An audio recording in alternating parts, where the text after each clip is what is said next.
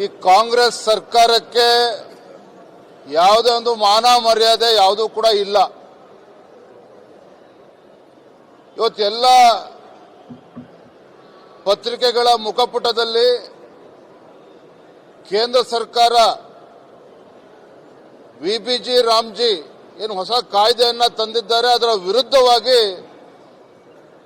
ರಾಜ್ಯ ಸರ್ಕಾರ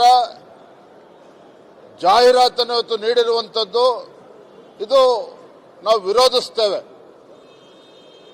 ಈ ಕಾಂಗ್ರೆಸ್ನವರಿಗೆ ಮಹಾತ್ಮ ಗಾಂಧೀಜಿ ಬಗ್ಗೆ ಗೌರವನೂ ಕೂಡ ಇಲ್ಲ. ಇವತ್ತು ಕೊಟ್ಟಿರ್ತಕ್ಕಂಥ ಜಾಹೀರಾತು ಅಕ್ಷರಶಃ ಸಂಪೂರ್ಣ ತಪ್ಪು ಮಾಹಿತಿಯನ್ನ ರಾಜ್ಯದ ಜನರಿಗೆ ಕೊಡುವಂತ ಒಂದು ಕೆಲಸಕ್ಕೆ ಇವತ್ತು ಕಾಂಗ್ರೆಸ್ ಸರ್ಕಾರ ಕೈ ಹಾಕಿರುವಂತದ್ದು. ಈ ಒಂದು ಜಾಹೀರಾತಿನ ಮುಖೇನ ಕಾಂಗ್ರೆಸ್ ಸರ್ಕಾರ ಇವತ್ತು ರಾಜ್ಯದಲ್ಲಿ, ಕರ್ನಾಟಕ ರಾಜ್ಯದಲ್ಲಿ ಒಂದು ರೀತಿಯ ಅರಾಜಕತೆ ಸೃಷ್ಟಿ ಮಾಡುವಂತ ದುಸ್ಸಾಹಸಕ್ಕೆ ಕೈ ಹಾಕಿದ್ದಾರೆ. ಆ ಜಾಹೀರಾತನ್ನು ತಾವು ಗಮನಿಸಿದ್ರೆ ಎಲ್ಲ ಸುಳ್ಳು ಮಾಹಿತಿಗಳನ್ನು ಕೊಡುವಂತ ಕೆಲಸ ಈ ಕಾಂಗ್ರೆಸ್ ಸರ್ಕಾರ ಮಾಡಿದೆ. ಇದೇ ಜಾಹೀರಾತನ್ನ ಕಾಂಗ್ರೆಸ್ ಪಕ್ಷ ತನ್ನ ಹಣದಿಂದ ಈ ಜಾಹೀರಾತನ್ನು ಕೊಟ್ಟಿದ್ರೆ ನಮ್ದು ವಿರೋಧ ಇರಲಿಲ್ಲ. ರಾಜಕೀಯವನ್ನು ವಿರೋಧಿಸ್ತೇವೆ.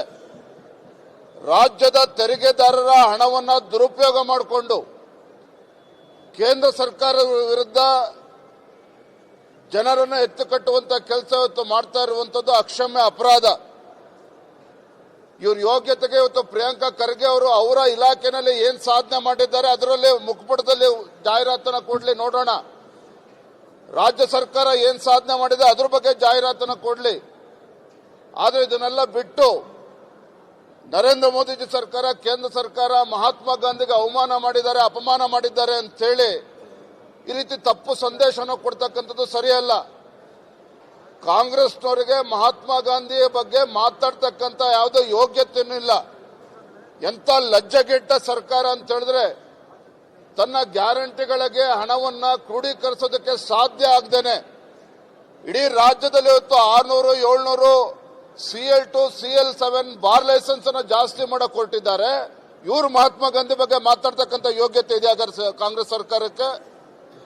ಮಹಾತ್ಮ ಗಾಂಧಿ ಬಗ್ಗೆ ಕಿಂಚಿತ್ತೂ ಕೂಡ ಕಾಳಜಿ ಇಲ್ಲ. ಬಹುಶಃ ಇದೆಲ್ಲ ಕಾರಣಕ್ಕೇನೆ ಈ ಕಾಂಗ್ರೆಸ್ನವರು ಅಯೋಗ್ಯರಿದ್ದಾರೆ, ಕಾಂಗ್ರೆಸ್ನವರು ನಾಲಾಯಕಿದ್ದಾರೆ ಅನ್ನುವ ಕಾರಣಕ್ಕೇನೆ ಬಹುಶಃ ಮಹಾತ್ಮ ಗಾಂಧೀಜಿಯವರು ಸ್ವಾತಂತ್ರ್ಯ ನಂತರದಲ್ಲಿ ಈ ಕಾಂಗ್ರೆಸ್ ಪಕ್ಷವನ್ನ ಸಂಪೂರ್ಣ ವಿಸರ್ಜಿಸಿ, ಕಾಂಗ್ರೆಸ್ ಅನ್ನ ವಿಸರ್ಜನೆ ಮಾಡಿ ಈ ಅಯೋಗ್ಯರಿಗೆ ಇದನ್ನ ಮುಂದುವರಿಸೋದಕ್ಕೆ ಬಿಟ್ರೆ ಯಾರ್ಯಾವ ಸ್ವಾತಂತ್ರ್ಯ ಹೋರಾಟಗಾರರು ಕಾಂಗ್ರೆಸ್ ಅಡಿಯಲ್ಲಿ ಹೋರಾಟವನ್ನು ಮಾಡಿದ್ರು ಅವ್ರಿಗೂ ಕೂಡ ಅಪಮಾನ ಮಾಡ್ತಾರೆ ಅಂತ ಗೊತ್ತಿದ್ದೇನೆ ಮಹಾತ್ಮ ಗಾಂಧೀಜಿಯವರು ಕಾಂಗ್ರೆಸ್ ಅನ್ನು ವಿಸರ್ಜನೆ ಮಾಡಿರಿ ಅಂತ ಹೇಳಿದ್ರು ಕಾಣುತ್ತೆ.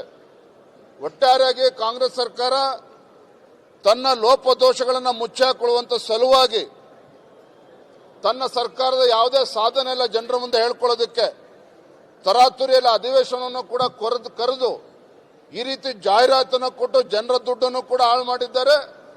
ಜನ ರಾಜ್ಯವನ್ನ ಒಂದು ರೀತಿ ಅರಾಜಕತೆಗೆ ತೆಗೆದುಕೊಂಡು ಹೋಗ್ತಕ್ಕಂಥ ಕೆಲಸ ಮಾಡ್ತಾ ಇದ್ದಾರೆ.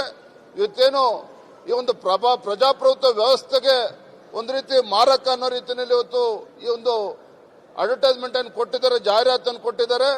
ನಾವಿವತ್ತು ಆಗ್ರಹ ಪಡಿಸ್ತೇವೆ, ಇಲಾಖೆಯಿಂದ ದುಡ್ಡು ಕೊಟ್ಟು ಇವತ್ತು ಗ್ರಾಮೀಣಾಭಿವೃದ್ಧಿ ಇಲಾಖೆಯಿಂದ ಹಣ ಕೊಟ್ಟು ಇವತ್ತು ಜಾಹೀರಾತನ್ನು ಕೊಟ್ಟಿದ್ದಾರೆ. ಆ ಹಣವನ್ನು ವಾಪಸ್ ತರಿಸ್ಕೊಂಡು ಕಾಂಗ್ರೆಸ್ ಪಕ್ಷದಿಂದ ಕೊಡ್ಲಿ, ಅದಕ್ಕೆ ನಾವು ಉತ್ತರನ ಕೊಡ್ತೇವೆ. ಆದ್ರೆ ತೆರಿಗೆದಾರ ಹಣವನ್ನ ಈ ರೀತಿ ಪೋಲ್ ಮಾಡೋದಕ್ಕೆ ನಾವು ಬಿಡೋದಿಲ್ಲ. ಇನ್ನಷ್ಟು ಹೆಚ್ಚಿನ ಮಾಹಿತಿಗಾಗಿ ಫಾಲೋ ಮಾಡಿ ಬ್ರಿಗೇಡ್ ನ್ಯೂಸ್ ಕನ್ನಡ.